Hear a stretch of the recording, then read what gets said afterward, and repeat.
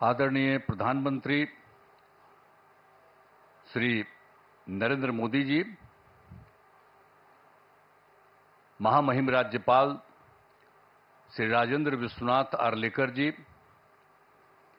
माननीय केंद्रीय विदेश मंत्री श्री एस जयशंकर जी, माननीय विदेश राज्य मंत्री श्री पवित्रा मार्गरेटा जी, बिहार के माननीय उप मुख्यमंत्री श्री सम्राट चौधरी जी, श्री विजय कुमार सिन्हा जी, बिहार के माननीय मंत्री श्री विजय कुमार चौधरी जी, श्री श्रवण कुमार जी, सभी माननीय सांसदगण, विधायकगण, विधान पार्षदगण, नालंदा विश्वविद्यालय के कुलपति प्रोफेसर अरविंद पनगड़िया जी, नालंदा विश्वविद्यालय के उप कुलपति प्रोफेसर अभय कुमार सिंह जी, नालंदा विश्वविद्यालय के शिक्षकगण एवं छात्र छात्राएं, प्रिंट एवं इलेक्ट्रॉनिक मीडिया के पत्रकार मित्रों, छायाकार बंधुओं और यहां उपस्थित बहनों एवं भाइयों, ये बहुत ही खुशी की बात है कि नालंदा विश्वविद्यालय के परिसर का उद्घाटन आज आदरणीय प्रधानमंत्री श्री नरेंद्र मोदी जी के कर कमलों द्वारा किया जा रहा है। ये बड़ी खुशी की बात है। माननीय प्रधानमंत्री जी पहली बार राजगीर आए हैं। अब बड़ी खुशी की बात है कि पहली बार राजगीर पधारे। मैं तहे दिल से उनका स्वागत और अभिनंदन करता हूं। इसके साथ ही बिहार के माननीय राज्यपाल श्री राजेंद्र विश्वनाथ आर्लेकर, विदेश मंत्री श्री एस जयशंकर जी एवं उपस्थित सभी अतिथियों का मैं हार्दिक अभिनंदन करता हूं। इस कार्यक्रम में आने से पहले माननीय प्रधानमंत्री जी ने पुराने नालंदा विश्वविद्यालय के खंडहर का भी भ्रमण कर लिया है। आज ही जाकर के देख करके आ गए हैं जो पुराना था पहले। बड़ी खुशी की बात है। अब माननीय प्रधानमंत्री जी, आपने देखा होगा कि पुराने नालंदा विश्वविद्यालय का कैंपस कितना बड़ा था। अभी तक पुराने विश्वविद्यालय की कुछ ही खुदाई हुई है।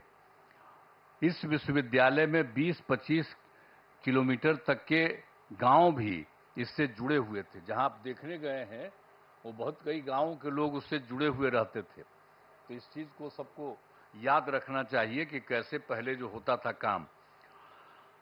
अब नालंदा विश्वविद्यालय का इतिहास बहुत ही गौरवशाली है।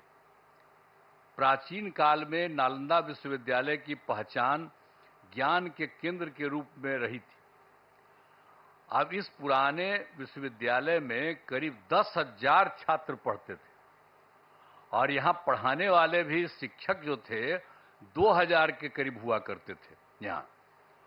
यहां सिर्फ हमारे देश के ही नहीं, दुनिया के अनेक जगहों के लोग आकर यहां पर पढ़ते थे। यहां पर चाइना, जापान, तिब्बत, श्रीलंका और अन्य एशियाई देशों से छात्र पढ़ने आते थे। लेकिन दुर्भाग्यवश यह विश्वविद्यालय 1200 ईस्वी में नष्ट हो गया था। अब 2005 के 24 नवंबर से हम लोगों को काम करने का मौका मिला। तब से बिहार के विकास का काम हम लोगों ने शुरू किया। ये काम हम लोगों को उसी समय शुरू हुआ था। अब उसी बीच मार्च 2006 में तब तत्कालीन राष्ट्रपति श्री APJ अब्दुल कलाम बिहार आए थे और उन्होंने बिहार विधान मंडल में अपने संबोधन में नालंदा विश्वविद्यालय को फिर से स्थापित करने की बात वहां पर कही थी।